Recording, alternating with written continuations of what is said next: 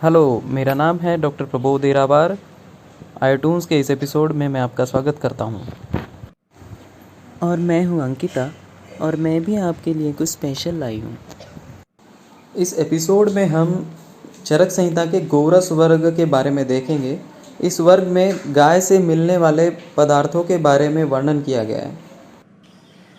इसमें हम दूध, दही, छाछ या मट्ठे के गुण देखेंगे। लोगों में इन सब चीज़ों को लेकर कई गलत धारणाएं हैं। कोई कहता है कि छाछ ठंडा होता है, कोई कहता है कि वो गर्म होता है। तो इस एपिसोड में हम दूध का दूध और मट्ठे का मट्ठा कर देंगे। ये तो पूरे एपिसोड में दूध और छाछ करते रहेगा, लेकिन आज तो मुझे बहुत काम है क्योंकि आज मेरी मम्मी आने वाली है।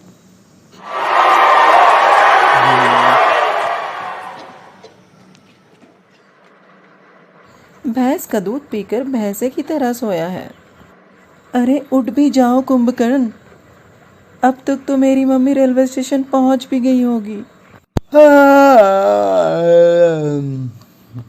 भैंस का दूध गाय के दूध से पचने में ज़्यादा भारी होता है और ठंडा भी होता है। और वैसे भी तुमने मेरी नींद तो ख़राब कर ही रखी है। जिसको नींद नहीं आती उसके लिए भी भैंस का दूध अच्छा है।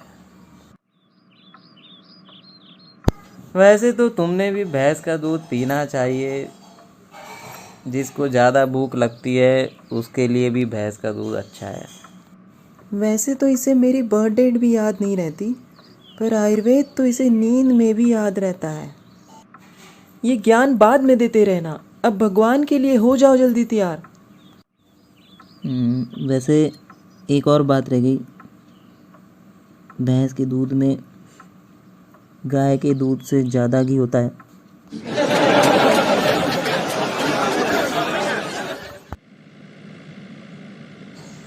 आज कितने दिनों बाद मैं अपनी माँ से मिलूंगी। ये दौड़ती मेरी माँ।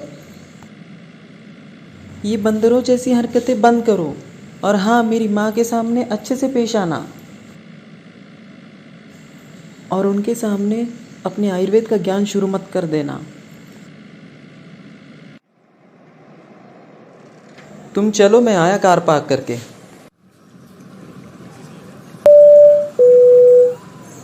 अरे मम्मी, नमस्ते, कैसे हो?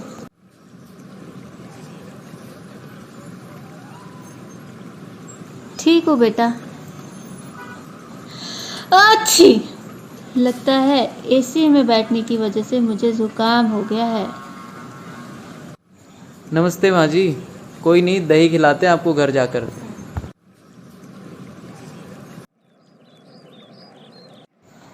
जाओ, तो मम्मी जी को घर ले जाओ। आओ तुम घर में, मैं बताती हूँ। जुकाम में दही खिलाओगे मम्मी को? अपनी माँ होती तब भी ऐसा करते। अरे बेटा, एक बात तो बताओ, दही मंगल कारक होती है, ये तो मैंने सुना था। तभी हर शुभ काम से पहले दही खिलाई जाती है, पर जुकाम में दही, ये तो पहली बार सुना है। माँ जी, वैसे तो जुकाम में दही से बना श्रीखंड खिलाते हैं, पर आपकी जो कंडीशन है वो थोड़ी अलग है। आपका तो नाक बह रहा है, तो इस कंडीशन को हम पीनस कहते हैं, और पीनस में दही खिला सकते हैं। वैसे तो दही लूज़ मोशन में भी दी जा सकती है, और यदि खाने में रुचि न हो तब भी दी जा सकती है। तो दही के कई सारे फ़ायदे हैं। देखो ना मम्मी, मुझे इनकी यही आदत पसंद नहीं। जब देखो तब आयुर्वेद को ही लेके बैठे होते हैं। अरे अंकिता, ऐसे क्यों बोल रही हो? अच्छी बातें तो बता रहे हैं। दामाद जी, और बताइए दही के बारे में। अरे माँ जी, दही का मैं ही चैंपियन नहीं हूँ। दिमाग की दही करने में ये भी किसी से कम नहीं है। अरे ऐसा क्या किया इसने? ऐसा क्यों बोल रहे हो? पहली मुलाकात में तो इसने आपके बारे में भी मुझे नहीं बताया था। मैं दही के बारे में बता रहा था। दही गर्म होता है और भूख को भी बढ़ाता है। दही वात को कम करता है, पर हाँ, कफ से होने वाले डिसीजेस में दही नहीं खाना चाहिए। अब ये दही पुराण बंद नहीं किया तो वात और कफ का तो पता नहीं, मेरा पित्त ज़रूर बढ़ जाएगा। अरे रुको रुको, एक इम्पॉर्टेंट चीज़ तो बताने दो। शरद ऋतु, ग्रीष्म ऋतु और वसंत ऋतु में दही नहीं खानी चाहिए।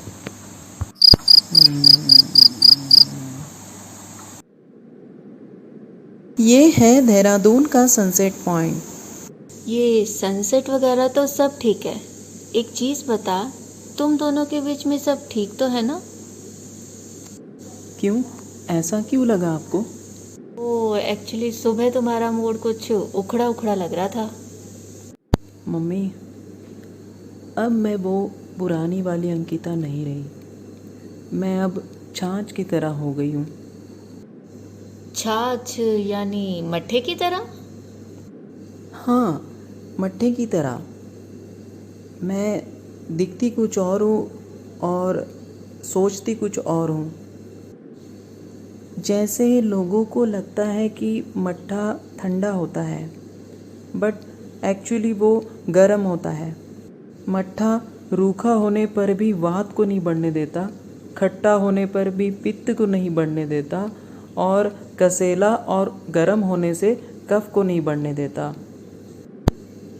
और मट्ठे की तरह ही मैंने भी हमारी गृहस्थी को बैलेंस करके रखा है माँ। अरे वाह, लगता है दामाद जी के साथ रह रहे कि तुम भी आयुर्वेद की एक्सपर्ट हो गई हो।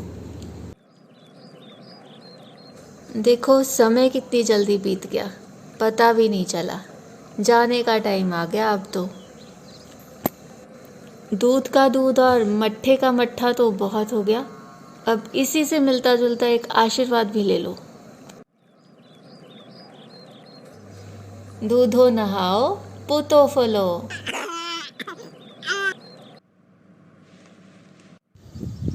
तो ये था दूध का दूध और मट्ठे का मट्ठा।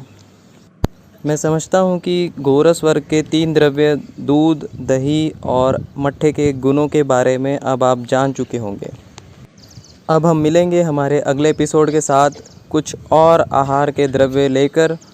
तब तक के लिए आप इस वीडियो को लाइक करें, शेयर करें, इस पे कमेंट करें और हमारे चैनल को सब्सक्राइब करें और साथ ही बेल आइकन को प्रेस करें। तब तक के लिए बाय बाय।